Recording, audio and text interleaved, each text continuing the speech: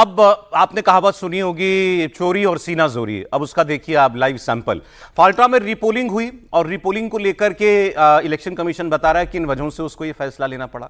लोगों ने बताया कि उनके ऊपर कैसा दबाव था, उनके ऊपर हिंसा का डर था, हिंसा की गई। कल बीजेपी के नेता अमित मालवीय ने कहा, जब ये ऑर्डर आ गया रीपोलिंग का, ये डायमंड हार्बर जो अभिषेक बनर्जी की लोकसभा कॉन्स्टिट्यूएंसी है उसके अंदर असेंबली पड़ती है, तो उन्होंने कहा कि डायमंड हार्बर मॉडल ध्वस्त हो गया है रीपोलिंग के आदेश के बाद। इस पर अभिषेक बनर्जी का जवाब शायद पहली बार में पढ़कर आपको यकीन ना हो कि एक सांसद का जवाब हो सकता है ये। अभिषेक बनर्जी की भाषा धमकी वाली और गुंडागर्दी वाली थी। उन्होंने चुनौती देते हुए कहा कि डायमंड हार्बर मॉडल को कोई नुकसान नहीं पहुंचा पाएगा, खासकर बांग्ला विरोधी गुजराती गिरोह ऐसा करने के लिए 10 जन्म भी कम पड़ जाएंगे। अभिषेक बनर्जी ने बीजेपी नेताओं को फाल्टा से चुनाव लड़ने की चुनौती देते हुए कहा कि अगर उनमें हिम्मत है तो वो अपना सब कुछ दांव पर लगाकर देख लें और अपने सबसे मजबूत उम्मीदवार को मैदान में उतारें। ये अभिषेक बनर्जी कह रहे थे उस जगह के लिए जहां पर रीपोलिंग का ऑर्डर आदेश दिया गया। उनके सीधे सीधे उन्हीं के लोगों के ऊपर आरोप लगाए, तब जाकर के ऑर्डर आया कि उनसे जुड़े तत्व वो लोगों को डरा धमका रहे हैं, उनका कैंडिडेट डरा रहा है, जिसके साथ अभिषेक बनर्जी की तमाम तस्वीरें आ चुकी हैं। और जो अभिषेक बनर्जी का बड़ा करीबी बताया जाता है व्यक्ति, 10 life times won't be enough for your Bangla विरोधी Gujarati gang and their stooge Gyanesh Kumar, उनका मोहरा ज्ञानेश कुमार भी नहीं कर पाएगा to put even a dent in my Diamond Harbour model. है क्या डायमंड हार्बर मॉडल? डायमंड हार्बर मॉडल का मतलब है लोगों को डराना, उनको उनके घरों पर जाकर हिंसा की धमकी देकर उन्हें मजबूर करना कि वो अपनी पसंद के व्यक्ति को वोट तक ना डाल पाए, जो आज आजाद हिंदुस्तान का एक सबसे बुनियादी हक है जो आपको और मुझे मिलता है। मैं यहां दिल्ली में बैठा हूं और बंगाल के किसी दूर दराज के गांव के आदमी में भी इंच बराबर फर्क नहीं है उस हक में। भारत का संविधान अंतर नहीं करता। और अभिषेक बनर्जी वो कह रहे हैं कि ये डायमंड हार्बर मॉडल है कि लोगों को डराकर ये बताया जाए कि वो किसे और किसको नहीं वोट करेंगे। सर वो मतलब इससे ज्यादा बेशर्मी क्या हो सकती है जो अभिषेक बनर्जी ने? सॉरी, मेरे पास इसको बैलेंस करके बोलने के लिए शब्द नहीं थे। नहीं सर, अभिषेक बनर्जी से पहले मैं हमारे मित्र मनीष भट्टाचार्य और इंडिया टीवी दोनों को ही मुबारकबाद देना चाहता हूँ। ये पत्रकारिता के लिए, जर्नलिज्म के लिए जो एक हिस्टोरिकल रिपोर्टिंग है, और ख़ासतौर से टेलीविज़न के लिए, तो यदि आपको याद हो, मुझे याद नहीं कि पिछले 10 साल में टेलीविज़न पे कोई इस तरह सामने आकर हिम्मत के साथ, बहादुरी के साथ ऐसे डर भय वाले माहौल के बीच में रिपोर्टिंग करें।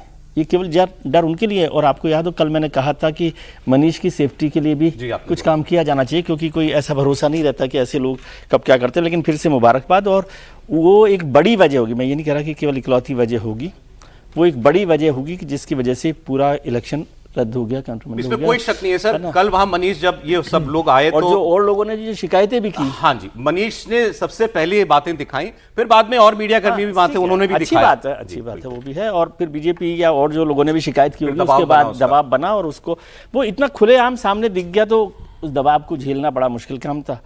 और एक और चीज़ मैं बोलूँ अभिषेक जी से पहले, कि जो सुप्रीम कोर्ट में पहले कोलकाता हाई कोर्ट में जो पिटीशन लगाई गई थी स्टेट ऑफिसर्स को लेकर और सेंट्रल ऑफिसर्स, काउंटी सुपरवाइजर्स को लेकर, वो उसकी वजह ये दिखाई देती है कि भाई आपका दबाव ये बना रहे कि आपके ऑफिसर्स वहाँ रहें और उसको तोड़फोड़ की जाए या काउंटरमेंट किया जाए। जब वोटिंग इन्फ्लुएंस हो सकती है तो काउंटिंग क्यों नहीं हो सकती? और फिर दूसरी बात मैंने देखा कि अभी मैं रिपोर्ट देख रहा था कि 285 बूथ्स हैं फाल्टा सीट पे, उसमें 60 पर टेम्परिंग पाई गई है।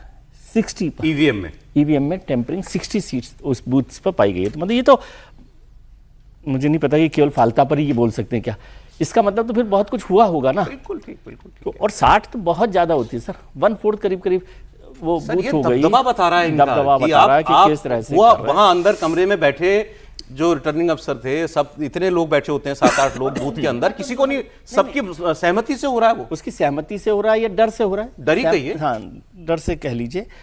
और फिर मतलब फिर आप नाराज होंगे कि फिर जो हमारे ऑब्जर्वर्स हैं, जो सेंटर से गए, सीएपीएफ गए, इलेक्शन कमीशन के ऑफिसर्स गए, बड़े बड़े पुलिस ऑफिसर गए, मैंने को बताया आपने जी, तो उनकी मौजूदगी में अगर यदि काउंटरमेंट करवाना पड़े इलेक्शन को और 60 सीटों पर टेम्परिंग हो, और वो टेम्परिंग केवल ऐसे तो नहीं होगी ना, उसका मतलब था कि कोई गुंडागर्दी, कोई डर का माहौल पूरा वहाँ पर था, है ना, और कोई बोलने वाला नहीं था।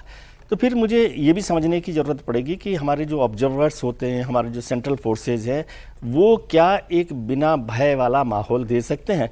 और भले ही इलेक्शन कमीशन ने ये कर दिया, माफी चाहता हूँ, इलेक्शन कमीशन पर भी सवाल है ये। सर इसको वही बात है, ये ग्लास हाफ फुल और हाफ एम्प्टी। आज सेंट्रल फोर्सेस के होने के बावजूद, 3.25 लाख सुरक्षा कर्मचारियों के होने के बावजूद ऐसी खबरें आई, तो ये सोच लीजिए कि पहले क्या होता होगा। पहले तो अंधेर घर दी होती होगी इसका वो तो पहले होता होगा, लेकिन मैं कह रहा हूँ आज भी जब ऐसा हो रहा है तो दोनों चीजों को जोड़कर देखिए। सही कह रहे हैं, मतलब आप केवल माफ कर दें कि भाई उन्होंने तो बहुत महान काम कर दिया है, एक जगह तो भी मैं क्यों हो पाया? हाँ, एक जगह भी क्यों हो। जैसे मैं ये कहता रहा कि भाई 27 लाख वोट नहीं दे पाए लॉजिकल डिस्क्रिपेंसी से, तो वो भी वैसी की वैसी वजह कि एक भी चीज इंपॉर्टेंट। अभिषेक बनर्जी की भाषा, अभिषेक बनर्जी का तो मैं कह ही रहा हूँ ना, ये तो उसमें नजर आ रहा है, भाषा की जरूरत ही नहीं है। ये जो सब कुछ हुआ है वो उस भाषा से ज्यादा हुआ है।